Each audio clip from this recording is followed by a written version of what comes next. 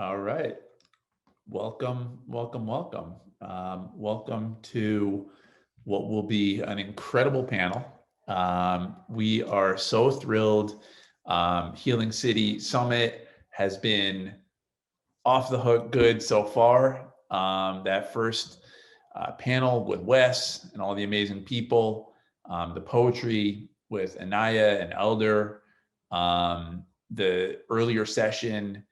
It is so good to have Baltimore. And again, I was concerned that, I thought in the virtual space it wouldn't work, but it has far exceeded expectations. So I am really, really thrilled about this panel we have right here.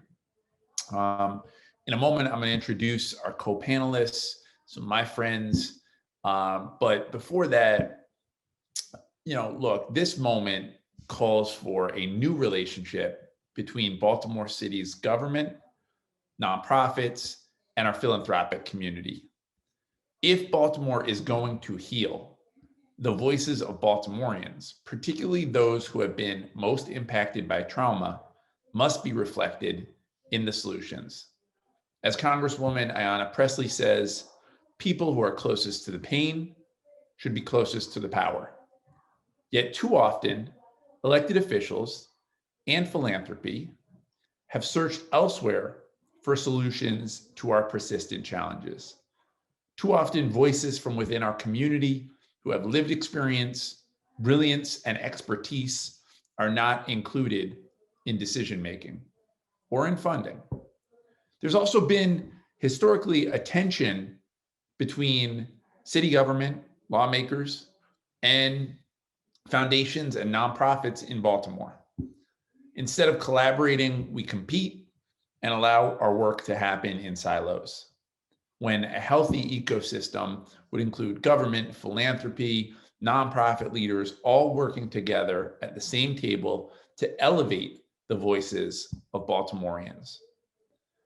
This panel, the people on this panel, are working to change these troubling dynamics. They are true Baltimore sheroes, and I'm honored to call them my friends and co-conspirators. It is now my great honor to introduce Danielle Torain. Danielle, come on onto there you are. Danielle is the phenomenal executive director of Open Society Institute.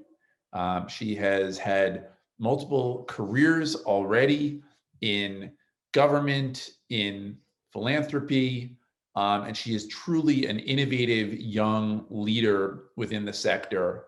And I'm so thrilled for you all to get to hear from Danielle. Thank you, Zeke. Great. Also with us, also from Open Society Institute, one of my close friends and a champion for restorative practices, for healing-centered approaches.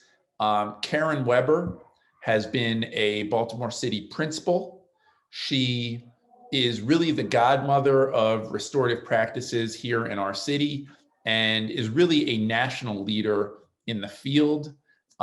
She managed to get restorative practices embedded within city schools and has stuck with it for years and years and years. And now we're working together on Healing City. Karen, it's great to see you.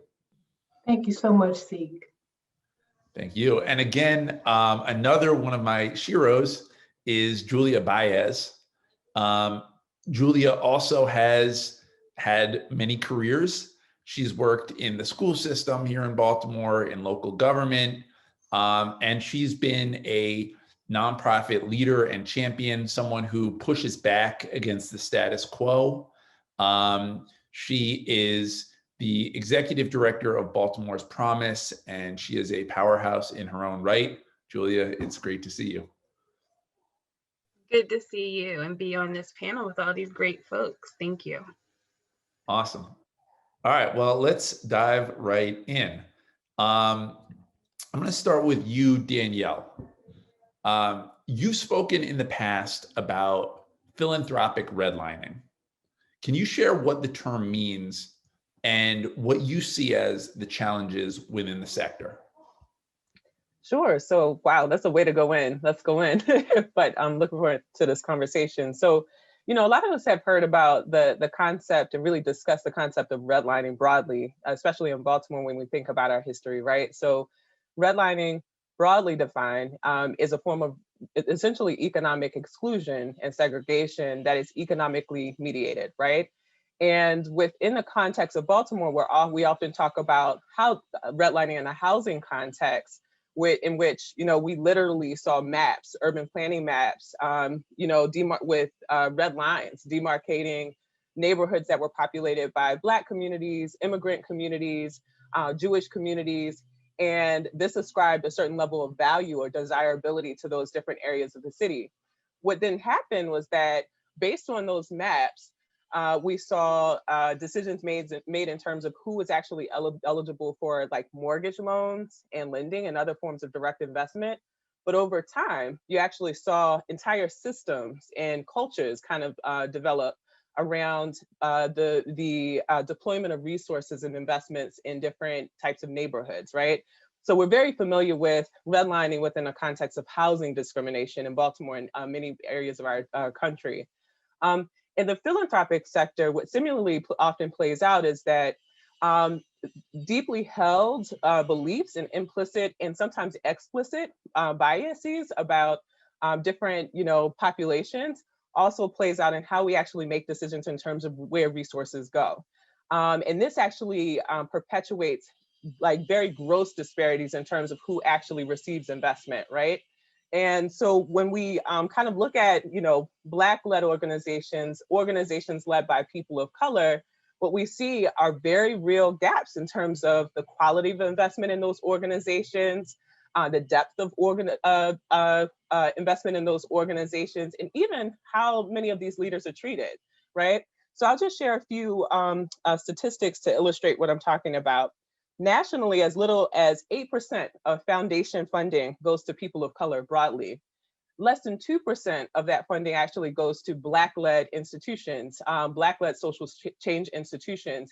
Wow. And I think it's important to actually be clear about what we mean by a Black-led social change organization.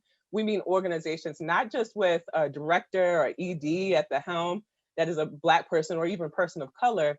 We're talking about organizations that at every level of leadership, governance, leadership, staff, are highly representative of the populations that they're serving and that are most impacted by the services that they actually deliver. So it's both about who sits in positions of power, who controls the institution in terms of their day-to-day operations, but then also who they serve. But then also Black-led social change organizations and social change organizations led by people of color also often have a mission that is inherently about building the power and the capacity of the communities that they actually serve. So that's also really important in terms of the bend. It's also about movement building very often. So I'll start there in terms of just defining philanthropic redlining and how that actually plays out in the sector, for our audience. Yeah, that's a great summation. And look, this is Healing City, so we go in right off the bat. You can't heal unless you acknowledge the thing that is hurting. And in this case, the inherent racism and white supremacy that really dominates every sector in Baltimore is so much at the root. So I want to sort of pivot and pick up from there. Julia, you lead Baltimore's Promise. And this question's for you. We live in an era where data is queen and king. Data determines whether an organization will receive recognition, validation, funding. And your organization, Baltimore's Promise, has a mission to support all Baltimore City youth travel a healthy, safe, and successful educational path from cradle to career. I read that off your website. You do this in part by collecting and utilizing outcomes data with your data scorecard. So we know historically, to Danielle's point, data has at times been used and misused by large institutions, be they hospitals or philanthropic institutions, and has actually caused significant harm in Black, Brown, and Indigenous communities here in Baltimore.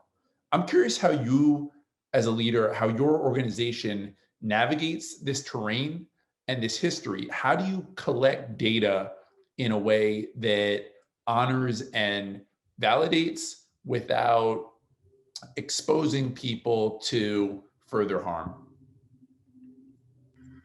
Well, thank you, Zeke. I like to echo Danielle on the "we're going all the way in" questions, and I appreciate them. And I just want to thank you all for like such a great, amazing event, and the whole team on Healing City. It's just been remarkable what's been going on over the past few days.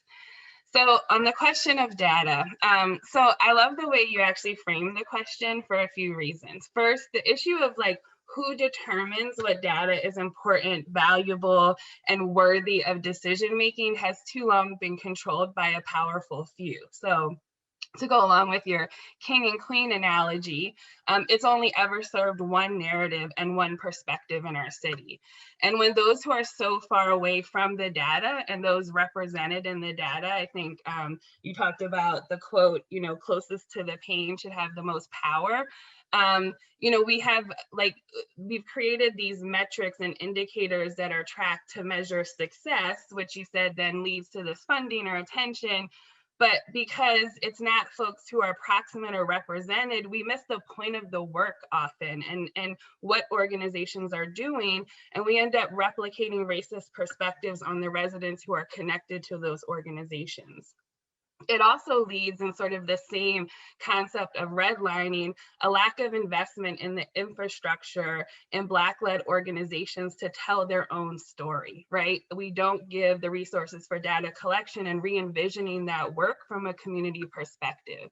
And so if you think about summer learning, for example, and you think about a dance program, currently in the city at the funder and system level, we've determined that the most important measure for that program is student attendance. But what if we should care more about whether or not that student can dance or compete around the world or the country? And it's not to say that some of those more traditional measures might not be important, but they can't be the only thing, and they can't be imposed on community instead of co-developed and designed with community. So for us at Baltimore's Promise, we're flipping the concept of who determines what is important to measure. We believe that shifting control and power of data to those who are represented in the data. And in Baltimore, that is primarily Black and Brown communities and not white-led institutions. Our data efforts are participatory. They center culturally affirming and community-led design and co-ownership. We're building community advisory boards to oversee any large-scale data efforts for Baltimore, with residents actually having veto power over any research projects. And that gets directly at your trust question. Research should no longer be done on and to communities. Research should be designed by, respond to, and led by the community that is featured in that work. Ultimately, for us, we believe data is human. It's about people, families, and communities. And it should be controlled by those folks. And they should be able to ensure that any use of their data doesn't cause further harm and trauma to the community itself. Yeah, that's right. You know, I remember being a teacher in 2012 is when I started in the classroom, and so much of the conversation was centered around data and what's the data and are you moving the metrics and so on and so forth. But again, the data that folks were interested in was almost all standardized test data, which again, we know is implicitly, if not at times explicitly biased, which is often a poor metric, certainly for young people with learning challenges, young people, communities of color. Again, when we think about how data ultimately gets used, unfortunately, when I was teaching, it was used as a bludgeon to harm sort of our worst off schools, which almost always were our most socioeconomic, financially disadvantaged schools, often in the Baltimore context, back to Danielle's point about redlining, almost exclusively filled with Black children as a result of all the housing discrimination we've ever had in this city. And so, you know, the data would tell you that kids in Sandtown, where I taught, were not doing as well on the tests, on the MSAs as kids in Canton were doing. Duh. But unfortunately, the way that data was then used during the No Child Left Behind era and the race to the top, unfortunately, was to further hurt schools in Sandtown and schools that were struggling. So I want to pick up on this point because Karen, you were a principal in Baltimore City Public Schools. You know, one of the most, frankly, challenging school systems, I think, probably in the country, persistently disinvested, not enough funds, not even close to meet either the capital needs or the educational needs. I remember teaching in a building with no heat and no drinkable running water and no AC, and a whole bunch of children with a lot of trauma and very little in the way of mental health support. So I'm curious how your experience as a principal in a Baltimore City public school informs your work in philanthropy. And I'm also interested in how it brought you to this idea of restorative practices and the need to really reimagine and rethink discipline in the school context. Thank you for that question, Zeke. In thinking about it more deeply, what I realized, I had been in Baltimore before. I was the executive director of the Public Justice Center, and I really thought I knew Baltimore. I went back to New York and came back to enter education. Started as a teacher and moved up, became a principal, ended up as part of Dr. Alonzo's cabinet. The best job I've ever had in my life, by the way, was being a principal. Amazing. Whatever skill you have, it will be put to use. But what I realized really quickly when I entered the classroom is that I didn't really know the children who were sitting before me. I had absolutely no idea what their lives look like on a daily basis. And I will say to you that there are teachers who go through their whole career and they don't really know. People pass judgment. People pass judgment on the way the children look, the way they dress, what they say, how they act. But they don't really stop to ask what's going on. What's going on in your life? So restorative practices was introduced to me very early on in my teaching career. I only taught for 3 years. And the first year was not, like, I was not the best. You know, I was doing what I could. When you talk about resources, no textbooks even existed. And you know how the internet was in the early 2000s. So we were really on our own, scrapping, trying to make an education for our children. But in the interim between the first and second year, I was trained in restorative practices. And that changed my whole life. Going into the classroom, instead of deciding that I am the authority here and I am here to teach you, coming into the classroom on a much more even keel, in which I was there to facilitate learning. That mind shift makes all the difference in the world, because suddenly the children in my class became part of my family. We became a group, a cohesive group. And then my intentions became very clear that I wanted to see everybody successful. When everything is said and done, yes, the standardized tests, yes, the attendance, yes. But the bottom line is I wanted these children to be successful and to be part of the larger world that they had been omitted from. So it didn't just change, being in the school system didn't just change sort of like what I think, it changed how I felt. And what I felt is that this is a group that doesn't have a voice. No one is talking about what their lives are like. The shift that I experienced was one of being like, these are kids who are, you know, have a hard time, whatever, to being, these are kids who are heroes. How they even make it into the classroom on a daily basis to look at a future that is so uncertain is a miracle.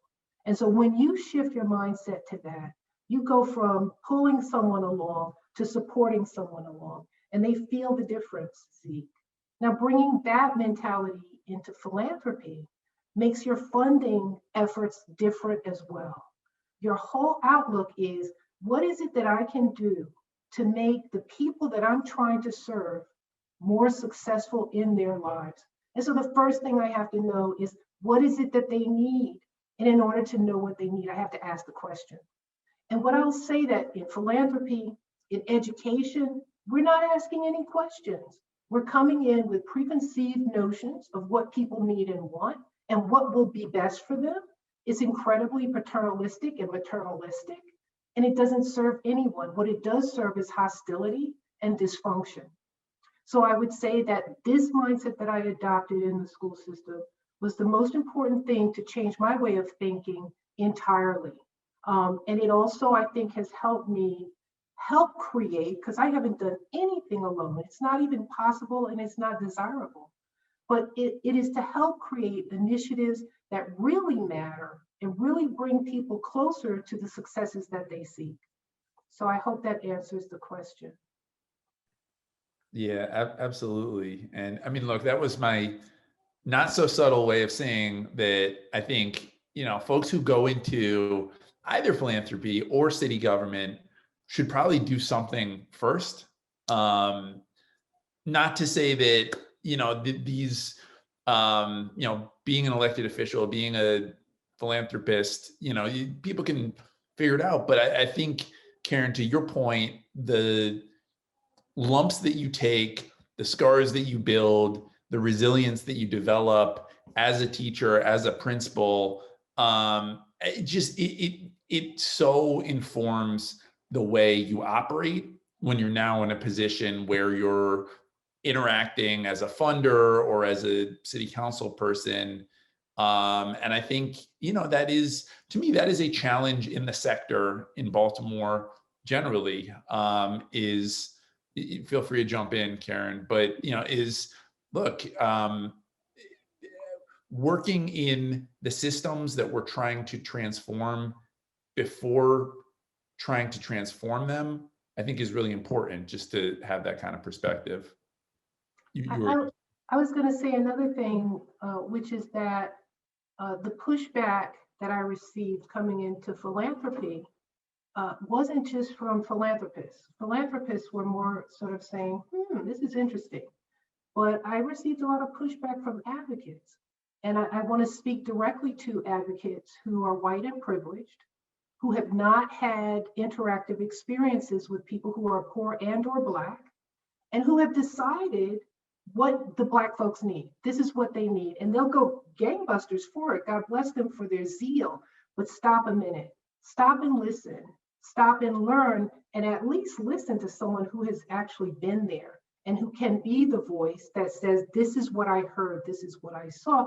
And I just spoke to someone last night and this is what they said, or this is what a group of people said. If they don't have that touch, they're fighting their own battles. They're not necessarily fighting for the people they think they're fighting for. Yes, that's powerful. Just the importance of listening in all this work and, stepping back. So I want to pivot. I think this is a great sort of grounding, both in some of the challenges and also, we have some tremendous strengths and assets and opportunities within our respective sectors. So I want to throw this one to Danielle and Julia, who have recently teamed up on a project called Be More Invested, which I think is really, really, really exciting, and just something that has the potential, and I know we overuse this word, but to be really transformative within the space.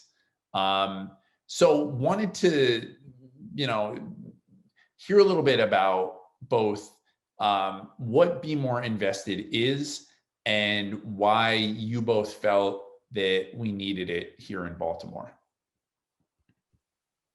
Sure. So I guess I can jump in and we can tag team because this is all a collaboration. And actually, Karen, feel free to jump in as well, because Karen is also really central to the Be More Invested work as well. I guess I will start just to kind of bridge into Be More Invested from our conversation earlier around systems, this issue of proximity and representation, which I think Karen is really getting into, and even data and stories, the way that we use data to make decisions. It all kind of weaves together in terms of the backstory of the initiative that is currently called Be More Invested. When we actually think about what plays out at the level of systems, right, in our history, like we actually see where systems of oppression, right, especially those rooted in a desire to exploit economically, like we're all kind of hinged on a couple of different things. One, you have to divide people in order to control them, right, for economic gain. Fear is actually a very effective strategy of control, right? So the more you can keep different types of people in a place of fear, the more you can kind of control them for different, aims, right? And all of that then starts to impact how policy is shaped and our culture and our ways of being and in our belief systems, right? And so it's important to note that like in Baltimore and places like it, this is actually what's played out as a part of our history and has a lot to do with how we show up in present day in terms of how we interact with each other.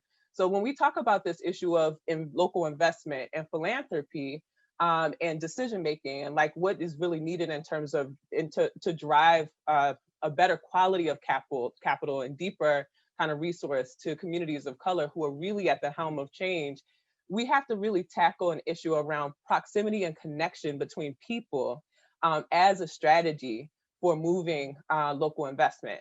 So I share that because what we all know, what we experience is a really deep kind of disconnect between sectors. So it's like, I work in government or philanthropy or community-based kind of programming. I'm in the private sector and it's like, wait a minute, how do we actually have a conversation about how all of these sectors come together and how all of us as people who care about this place can leverage the best of what we have to contribute to actually tackle a common problem and get to a solution. So Be More Invested, like the real ethos of Be More Invested is really about, okay, understanding that is a big challenge in Baltimore and how do we use this particular initiative and platform as one of many efforts that are all about getting folks connected in a new and different way. So a couple of things to know about Be More Invested. So OSI Baltimore and Baltimore's Promise, we actually came together in collaboration. We had some funds, Be More Invested had some, Baltimore's Promise had some funds, and we were both kind of contemplating, strategies that really got to the heart of the same thing. All of us were kind of thinking like, okay, how do we actually use this capital to get to grassroots groups that are really driving really important efforts on the ground in terms of healing, restoration, moving direct services, especially coming out of this context of COVID, where we actually saw data, and Julia can talk about this, that really showed us that we did not do a good enough job as a philanthropic sector or a community of funders in resourcing those who are closest and most proximate to impacted communities, in terms of like where funds and resources were going. So understanding that, we actually said, okay, hey, if we both have these resources, how do we bring our institutions together to not duplicate effort, but to actually form one common institution? And how do we bring others in with us?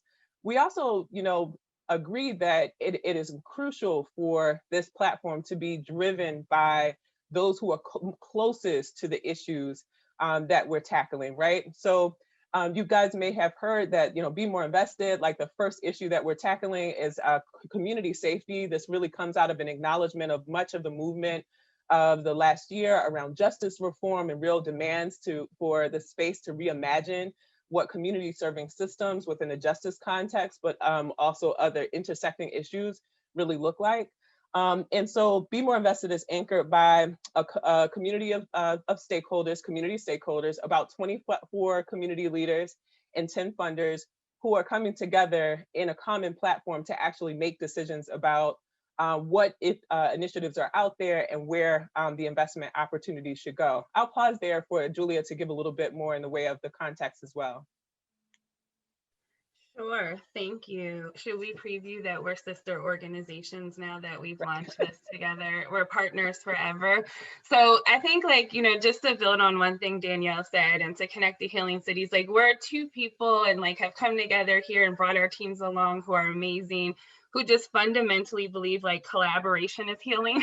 We have got to work together in very new and different ways. And it serves no one, to Danielle's point, to be divided and fearful of stepping into those spaces. So I think that was just foundational to how we we came together. And just some additional background context, Baltimore's Promise had been supporting the regional COVID relief effort. So building on Danielle's point around the data. And that was a remarkable effort that brought together all sorts of funders across the city of Baltimore and the region to really rapidly move resources out at the onset of the pandemic. What we saw when we went back and looked at the data around how those resources were moved, who had access to them, and who was actually funded, what we saw is that over 60% of those resources went to organizations led by white women. And when there were leaders of color who were applying for funding, they were either under-resourced or under-invested. So we would, funders were providing smaller grants to leaders of color or organizations that were larger and had the ability to scale or serve a broader population, were not getting invested at the level that their white counterparts were. And so there was a real recognition of this, both on behalf of the funders at the table, to really say, wow, this is one of the first times that we have rapidly had access to this data and information. What do we do about it? And so I think the idea of recognizing that if we continue these traditional practices, if we stay in these silos, if we don't commit to both a value of who we're investing in, and the idea, I think Zeke used this word earlier, the brilliance in the leaders of color in our community, then we'll continue to invest in the same ways, and we won't break these systems and cycles of disinvestment in impacted communities and leaders of color. So that was sort of the impetus for Baltimore's Promise coming to the table with OSI, and this idea that there's a way to be intersectional in this approach and conversation around community safety, that it is about healing, it's about stabilization, it's about crisis response. We knew coming out of the pandemic that the issues that existed before were only exacerbated now.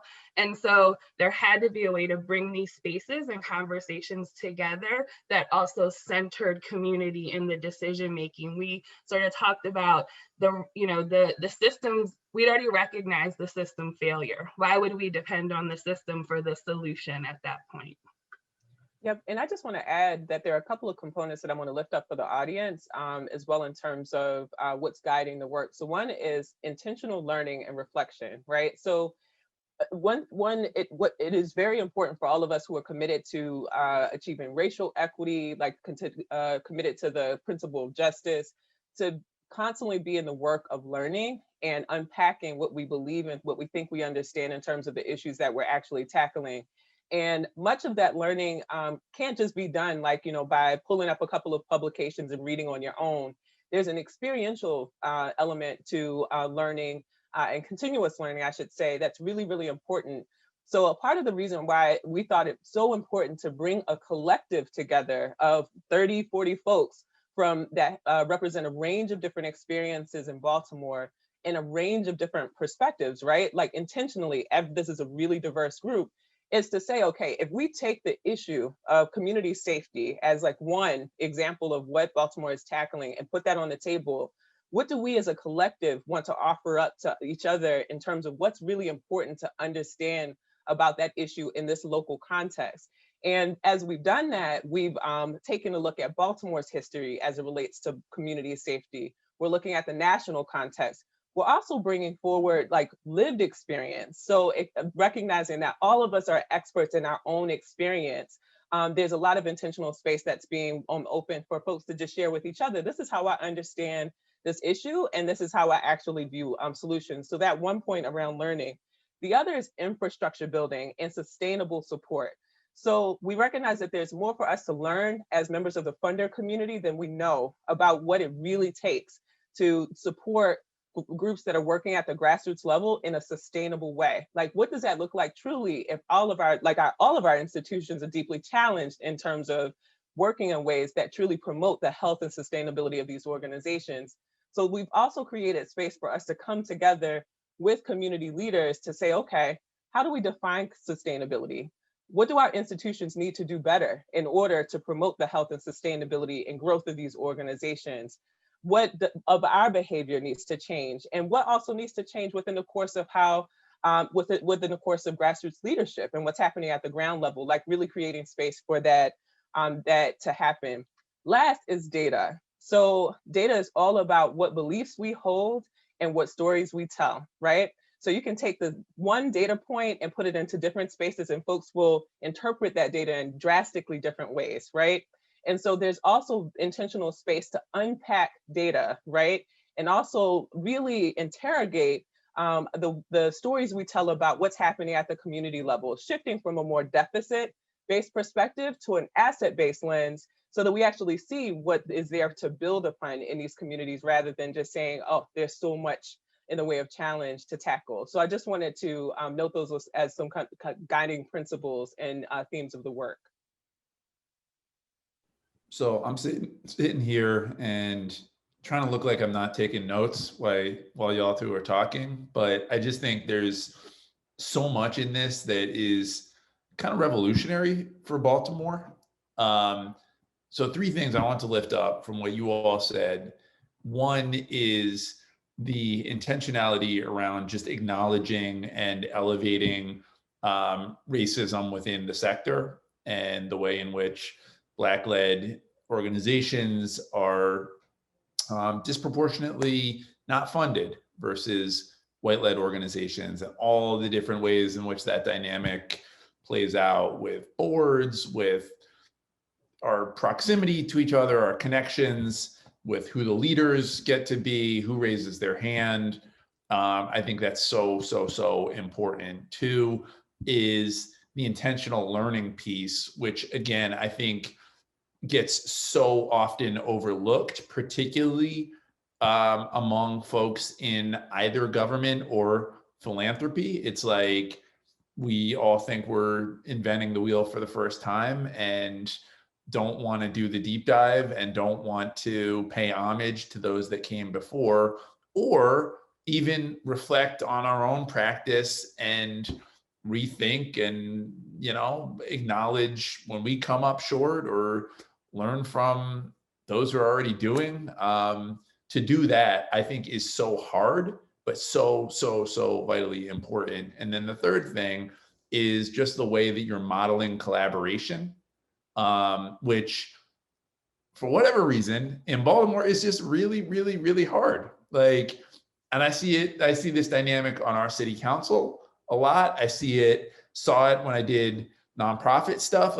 I think because we're a town where there's a perception that there's scarcity of resources, collaboration is such a challenge. Everybody is competing, whether it's for the grant, whether it's for the media hit, whether it's for acknowledgement or their idea. And again, I've struggled with this too, but the idea of you all being so intentional between you two, Danielle and Julia, but also organizationally and institutionally, that we are not going to go down that path. We're going to invite everybody to the table because everybody has something to contribute. We're not going to cancel that person, or they did something and mess with my sneakers in third grade, and so I can't talk to them. We are going to build with each other. I think is really challenging, walking on a tightrope to pull off. But the fact that you all are doing it, I think, really speaks to the leadership and what I think this city needs in this very challenged moment that we're all in. So kudos to you. Did I see? Okay, I thought I saw a hand go up. Sorry, it's my Zoom thing. So Karen, I'm gonna come back to you. Again, you are, as you pointed out in the chat, one of several leaders in the restorative practices field. You have been able to navigate some really challenging and complicated bureaucracies. You and I talk a lot about just how tricky it can be, whether in the school system, whether in philanthropy, but just the challenges, but also the opportunities. And yet you've managed to get this thing really deeply embedded with a whole bunch of other people into Baltimore City schools, which is not an easy thing.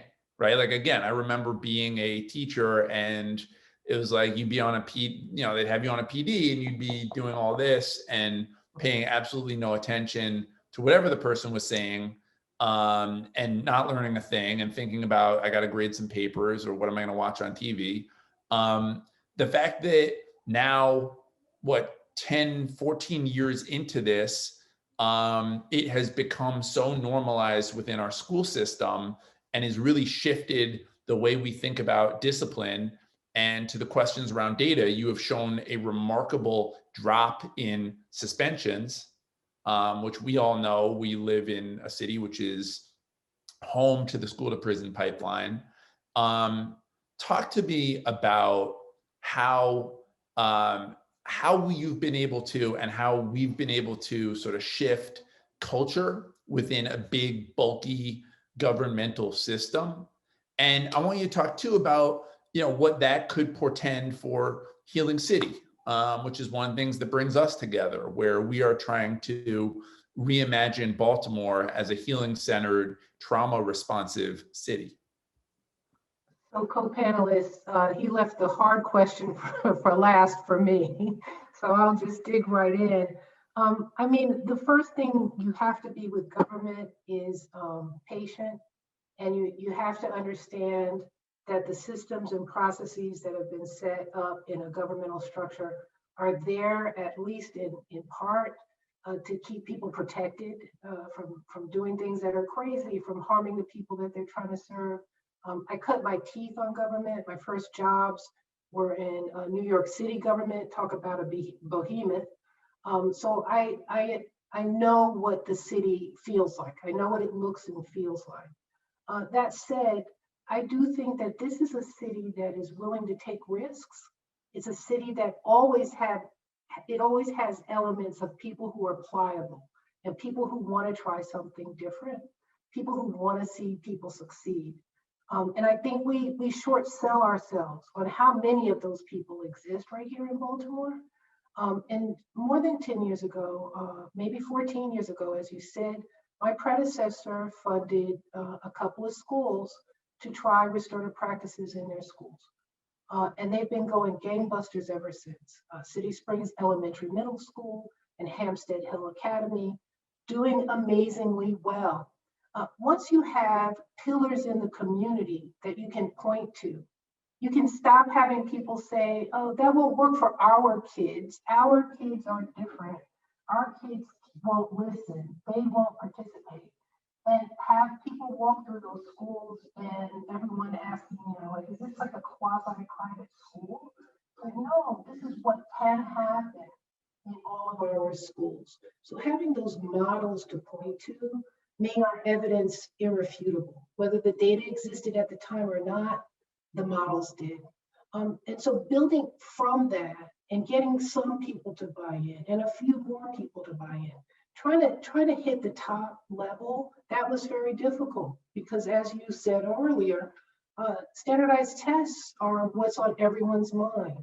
And so this was looked at as something that would just take time away from instruction. What they were to find out is that this is the thing that will enable you to do instruction and enable the children to participate in their own education. So it was also, and I would love to say that I had all these strategies planned out. I did not.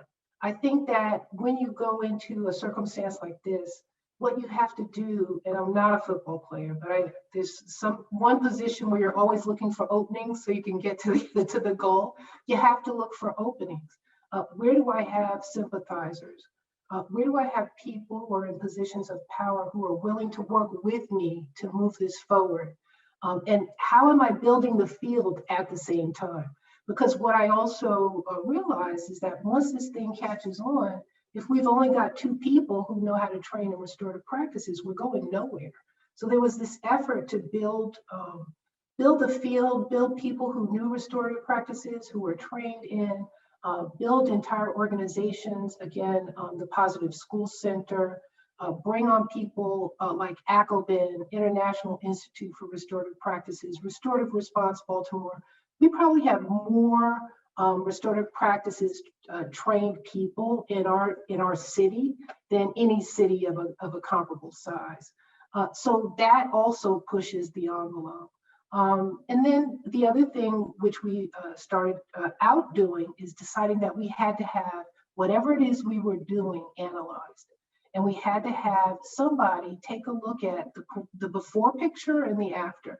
And at the end of the day, that data, going back to Julia, that data begins to speak for itself.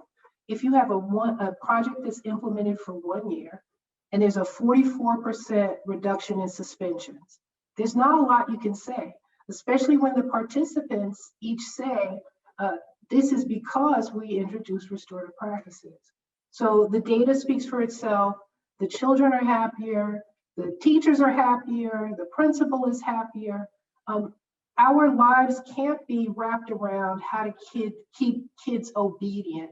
That's the wrong way to look at what school is for. And what we hope, Zeke, as we look at restorative practices, we realize that it really is just a human interaction.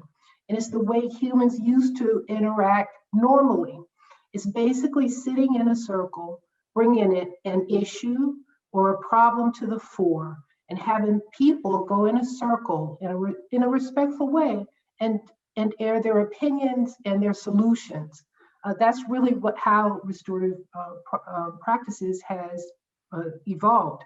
And what I've said to other people is the first time I've ever seen it done really is in Galumbecho, West Africa, which is a tiny village in Nowheresville. There's no electricity, no this, no that.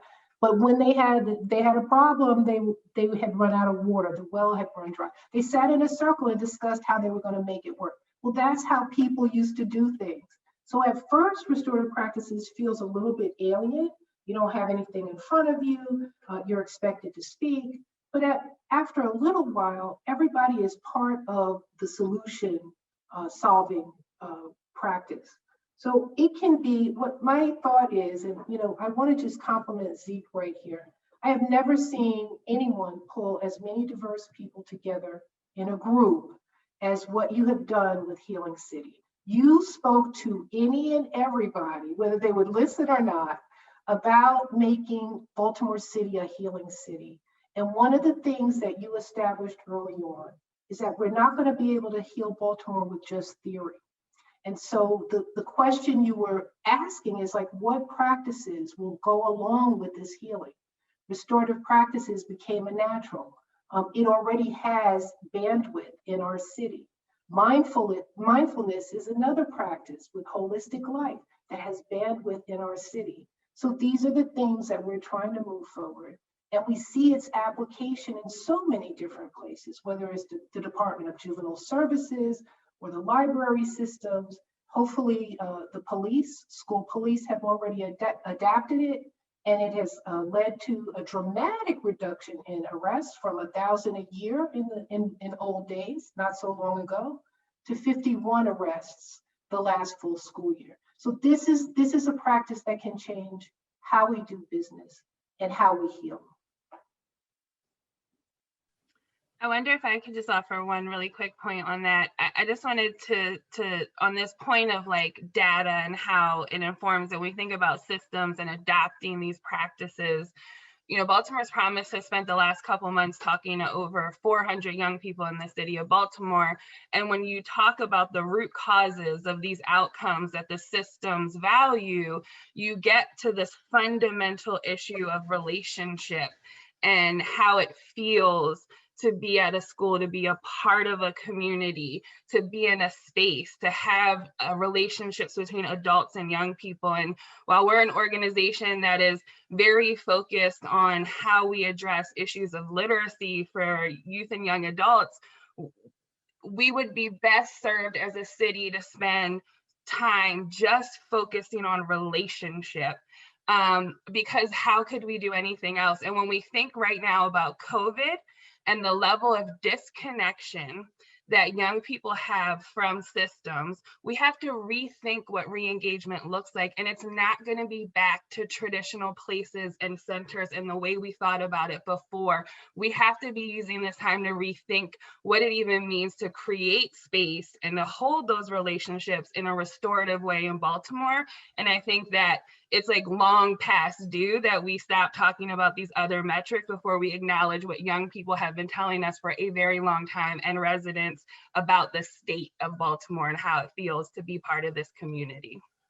You know, I just want to tag team and say that yes to relationship, and also that work around relationship has to start with self. And so, like, as we think about the frame for this entire engagement, the Healing Summit, and we think about solutions, even around this topic of changing the culture of philanthropy and government, as we talk about local investment, you know, sometimes that conversation is held at the institutional level that almost places these issues in the abstract, where it's like, well, OSI as an institution can like invest in this or kind of move this strategy. And it's like, no, we as people that are differently situated in all of these different institutional and community contexts have to be committed to the work of unpacking like all of what we're talking about and rebuilding even our own way of identifying with ourselves, you know, from a more restorative and kind of healing and generative lens, right? And that has to like really underpin all of this. I want to shout out a lot of like the women in this work, especially women of color and Black women who have been holding this work down for years, for generations, right?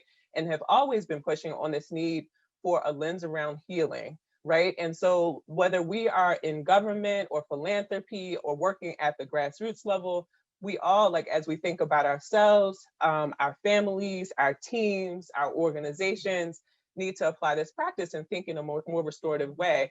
I'll share that, like, when I came into the philanthropic sector, it was one of the most traumatic experiences ever. I came out of community-based work, an organization that was very family-oriented, deeply embedded in the community that we were serving. And then to step into philanthropy, I mean, like working in that kind of institutional context, navigating the internal politics of these institutions really was a hurtful experience, right? And then even to Karen's point around like interactions with advocates, I had some of the worst experiences as an investment professional going back into community and trying to like do this work of facilitating access, being cussed out by folks, being dismissed, right? Like almost invisible as a young woman, a young Black woman in the work, right? And so I had to make a decision. One, that why am I in this work? I am in this work because I love my community. I love my people, and I'm going to do this work from a place of love. Also, I had to make a decision to be committed to my own healing and constant work of unpacking and rebuilding myself in order to be present in this work. And that path has been a tremendous one in terms of learning, and one that I just want to lift up for all of us, because I see so many folks that are really reaching for it, you know, like, you know, they're reaching for each other. They're trying to find more spaces to have these conversations. And if that is you, I just want to say kudos to you and continue to push, right? And look for your tribe, like your folks in the work, and there are many of us, and look in the most unlikely places. So what I often see is that we have so many folks in philanthropy, in government, in community, that are totally committed to this agenda, but miss each other because of what Julia and Karen and Zeke, you all are lifting up in terms of this lack of relationship. So as we continue to think forward, building that relationship, but also kind of supporting ourselves in the work is going to be so important. Yeah, no, that's brilliantly put, Danielle. You know, and something coming up in the chat as well is just the sort of the importance of self-care, but not in the like corny, overused self-care that gets thrown around at conferences, but like, you know, how do we really take care of ourselves so that we're not burned out, so that we're attending to our own emotional stuff and being honest about it and not just like skimming over it. You know, I had an experience about a week ago where had a reporter call me up, a crime reporter in town. You know, good guy. You know, is a good writer. Cares enormously about the city. But so he calls me up, and he's like, "Hey, Zeke, I don't know if you know this, but I think that a young woman, a student that you work with, was just murdered.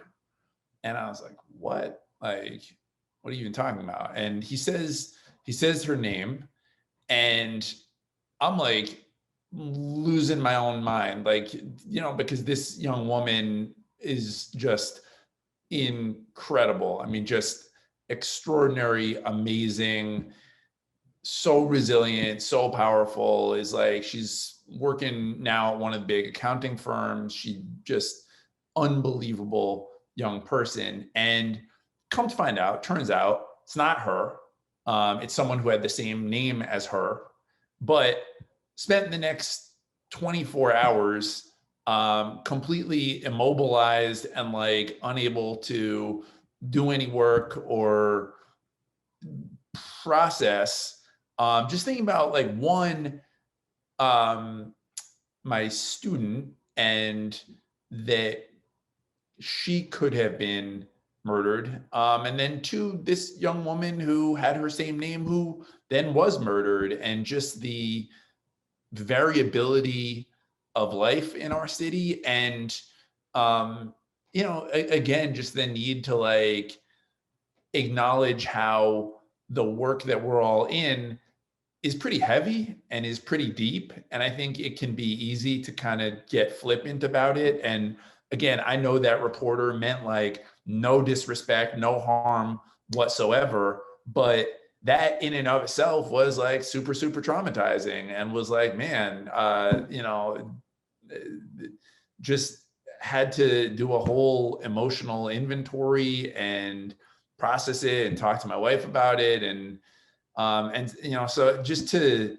big up and lift up Danielle's point about just the need for self-care, the need to be honest about what we're experiencing, to verbalize it, to not sweep it under the carpet or under the rug, I think is so, so important. And to your point too, Danielle, about Black women in this work who have paved the path in Baltimore around healing. Again, that this is not some new concept. It's been, you know, in the schools that I taught in, mostly it was mothers and grandmothers that were in this position of being healers for entire communities, including, by the way, me at that point as a young Jewish white male teacher who didn't really know what I was doing. So you're absolutely right. So I want to come back to this idea that we've kind of touched on, but I want to just go a little bit deeper, which is that, you know, I think, again, in government, in philanthropy, we hear so much about like innovation that's happening, but so often it's happening some other place. And this is not to say that we all shouldn't be attuned and learning from what's going on. And, you know, we shouldn't be insular. We should be looking at other models and all the rest. But what I've seen again and again and again here in Baltimore is that we disrespect the knowledge of people, the knowledge and brilliance of people who live here, and look for the experts from New York, DC, California, who can come in and solve all of our problems. Often without talking to folks here very much, without spending any time here. So I wanted to just get your all's take, because I know that, again, you know, be more invested in the work that Karen and I are trying to do with Healing City, and that we're all trying to do, is really trying to push against that grain and trying to sort of reimagine where the relationships need to come from, and where the healing needs to come from, and where the data needs to come from, and who needs to drive it and own it. So I was wondering if you all could jump in on that.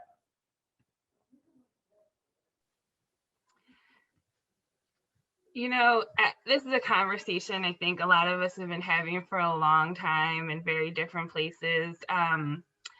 You know, like in the same way that we have to believe in relationships and believe in restoration and invest in the value of the healers in our community, that is worthwhile, that healers should be healed and have time, and that Black women should be valued for their contribution, we fundamentally have to shift the perspective in Baltimore that there are not answers, solutions, values in the Black and brown communities of our city, which is our city, right? And that if we unpack what we're looking for elsewhere, right? Who are we looking at?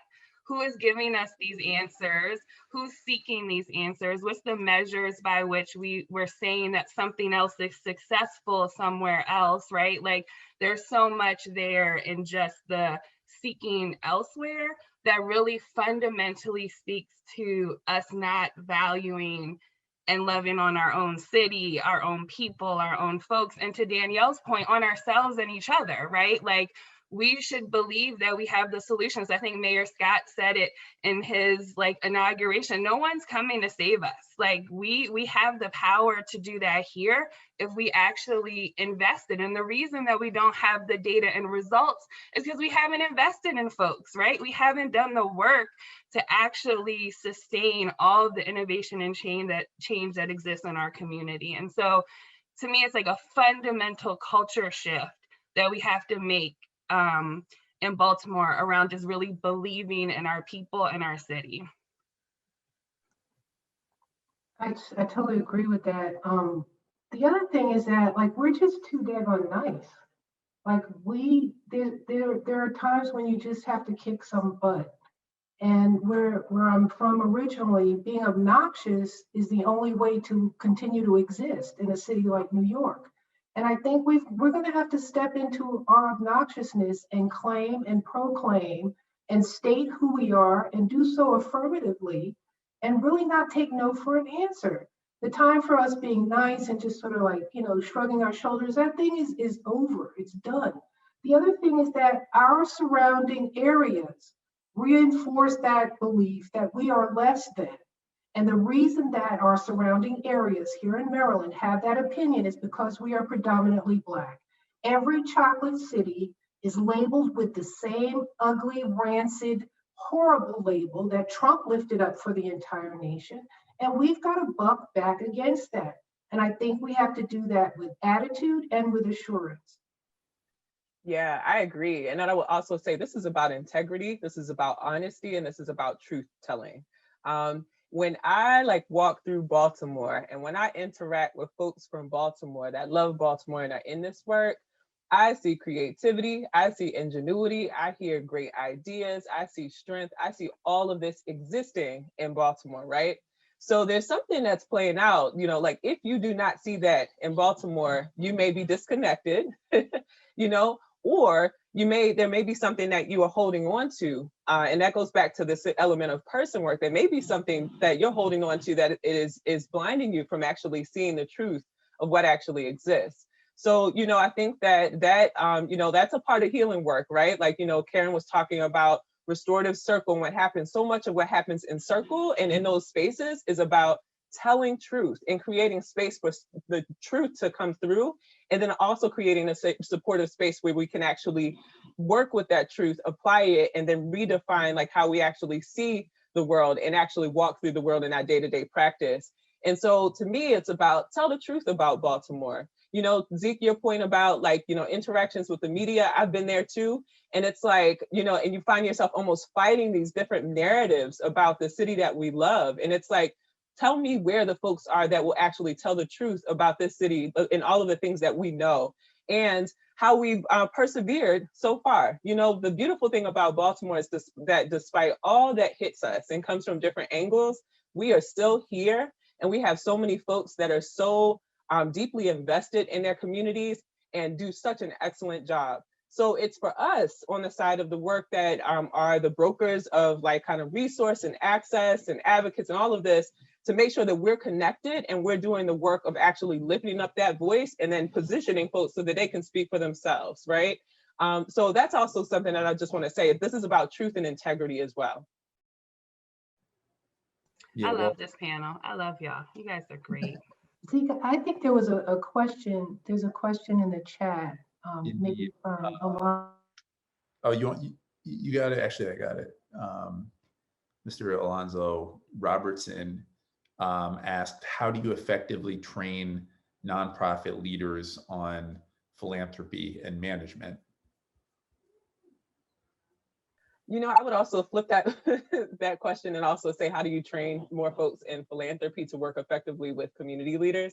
Because I actually think that that should be a much of the movement to get us that are in the philanthropic sector and I should say not just philanthropic sector, but folks who are also in the space of moving public resources to work more effectively with community. I say as, you know, like a community leader, like this issue of storytelling, like be bold and actually tell the truth about who you are. I remember like, again, that experience of coming into philanthropy and actually having my first meeting. And one of my first meetings was with the team in the organization that I used to work with. And I remember the experience of listening for my team and my teammates to like actually tell the truth of what they actually needed. And what ended up happening in that conversation is that I think they spoke to what they thought we wanted to hear as funders, not realizing that you actually have folks on the other side of the table that are listening for you to tell us, like, what do you actually need? Do you actually need space for rest? Do you need resources to keep the lights on? Do you need space to develop your team? Do you need space to engage locally? All of these different things. Tell the truth, because that is the only way that we're really going to reshape like how resources flow in the city, is that for a community voice to really lead these philanthropic institutions, and for us that are in the sector to really work more effectively as stewards of that voice and those demands and those resources. It's our job to work in service to community leaders, not the other way around. I totally agree with all of that, and just wanted to say, yes, we are doing, you know, some of the typical stuff like building in funding into our grant making processes so that people can develop the skills that they feel are missing. It's important that we don't say, this is what you have to have because you're a small organization. These are the things you need. The organizations have to speak that to us and we have to show that back in our funding. We also have to develop different ways of getting funding out to people. Some of our funding strategies are so prohibitive that only a group with 30 people and a staff and a secretary and so forth can even make an application. And that's just abhorrent. The other thing is that we have to shift the way we think about who we are. When I came in, I thought of myself first and foremost as an advocate, and secondly, as a partner. So if I'm partnering, if I see somebody who's doing incredible work, and I know that they can't quite get that, you know, whatever in on time or so on and so forth, I am their partner and I'm there to help them. And I've gone pretty far, maybe in ways that would be criticized by others, in terms of trying to help people check boxes, because what I really want them to do is do the work, because that's not what I can do. I'm too far removed. What I really want to free them up to do is the work. And until we get that as a way of thinking, we're going to just be making demands on our partners rather than seeing them as the partners they are. Yeah, to just underscore that point, just, you know, even around sort of how funding works, and, you know, one of the, in recent memory, you know, I know Danielle was really involved in the youth fund, the Children and Youth Fund, which, you know, I still believe has enormous potential to be a vehicle for small d democratic, community participatory, racially just government and philanthropic fundraising or grant disbursement, but has been extremely hard. And I'll never forget when I think it was it solicitor, or it was the comptroller did an audit on the youth fund and found like a bunch of like really kind of ticky-tack challenges around like grant reporting and like not enough data on something and this and that. And it just like completely jammed it up and then made it really, really difficult and restrictive. And so what was supposed to be this like low barrier to entry thing where organizations that don't have fancy accounting firms and can't write 20-page grants and have the heart and hustle and chutzpah and community, you know, are credible in community, we're supposed to be the ones to get the money, all of a sudden could not. And it just showed that, like, again, it is really hard to go against the grain and try to do things that we don't have like the muscle memory within our city to do. Definitely. Right. And Yep. just to end the point, you know, again, the importance of relationships, I think is just so critical in all of this, like your network, and how do we all work to expand ours and to bring new voices into the fold. You know, the one quote that, you know, I love it. My friend Ron just wrote a book, and the title of it is "If You Love Baltimore, It Will Love You Back." And I think that's real, right? Like, and not just the white L parts of Baltimore either. Like, there is so much good in Black Baltimore, in Hispanic Baltimore, in Greek Baltimore, and Jewish Baltimore. And I mean, it's just, it is a funny, funky town. And there is so much joy and talent and brilliance and truth within this city. So this has been an amazing, amazing panel. I hate to wrap it up. I would like to just keep talking to you all for the rest of the day. But I want to thank each of you, Karen Weber, Julia Baez, Danielle Torain, both for just the incredible, insightful conversation, but also your leadership, your commitment, and, you know, just on the real, the way in which you're modeling the things that you're talking about and not just talking about them. But, you know, to Danielle's point, having the integrity to really follow through and really do this work through a lens of racial equity, but also with collaboration and with partnership and with love for our city. So again, thank you to you all. And if you all want to make just like a quick 10-second, 15-second closing remarks, you know, close us out. I would just say thank you. Thank you. I mean, this is all a part of it. And, you know, like you mentioned, the youth fund work, and there's so many bodies of work that bring us to this moment. And we just have to continue to push and continue to try and learn from, you know, our histories in this work. So I just want to thank you, Zeke, for bringing us together. Thank this wonderful audience. And hopefully, like, this is the only beginning of this conversation. Hopefully we keep it going. And I'll see you guys in the work. Mm-hmm. And I guess what I want to say is sort of a personal thank you to Zeke and Julia for modeling unpacking your whiteness, because white collaborators have to also be examined, and you guys are modeling that for us. You have opened up a space, Zeke. You weren't afraid to tackle the things that are a little bit messy. And if we are afraid to tackle the mess, we won't be able to heal it. So just want to put those thank yous out there, along with thanking the audience.